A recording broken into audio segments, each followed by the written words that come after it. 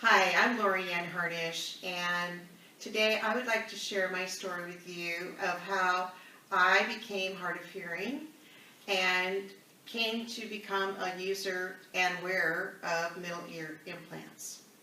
When I was approximately 5, unfortunately, I became ill and I had measles, chickenpox, and German measles right in a row. My mother was devastated. I was so sick and had a very, very high fever.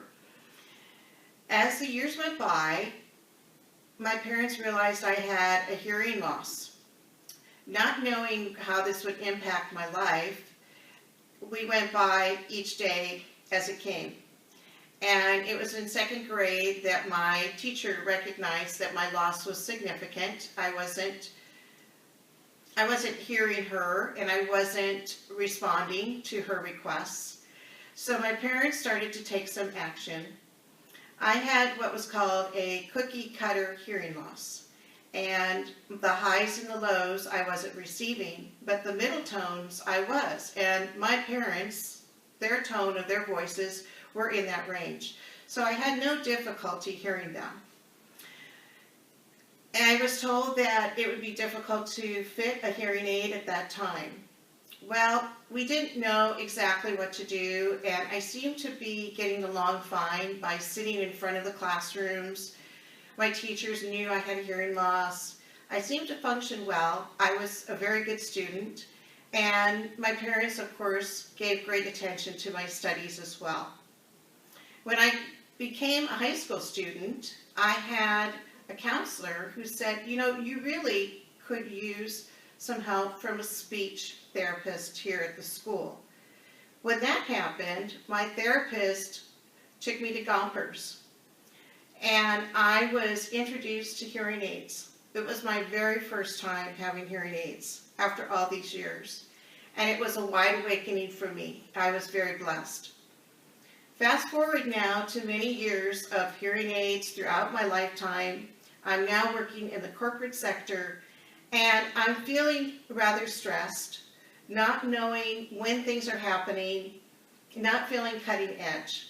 And I decided that I would start to investigate where I might consider an advanced type hearing device.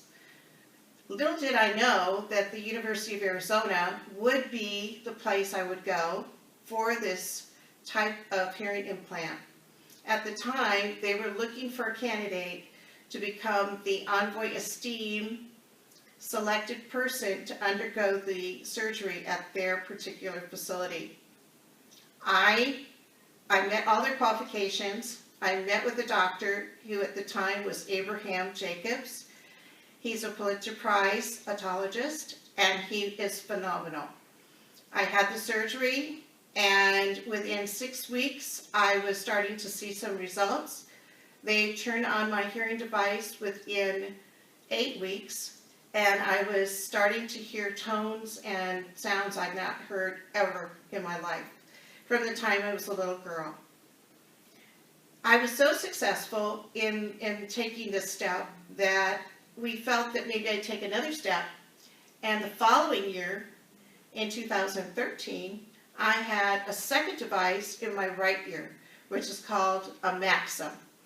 The Maxum is a magnetic device that's implanted in your middle ear. It's called an earth magnet, and then you have a little processor that goes in your ear. A little different from the Envoy Esteem, which is a battery in my head behind my ear. Similar to what you might think of someone having a pacemaker or a defibrillator implant, very similar type battery, and with 2 wires to my middle ear that stimulates the middle ear. My right ear, the Maxum, is the magnet in my ear with a little copper processor that will actually activate the sound coming through my ear. This is my story. I am now 98% efficient in hearing. How blessed am I that I was so lucky to have found the University of Arizona and had the opportunity to be their candidate for both of these middle ear implants. Thank you so much for listening.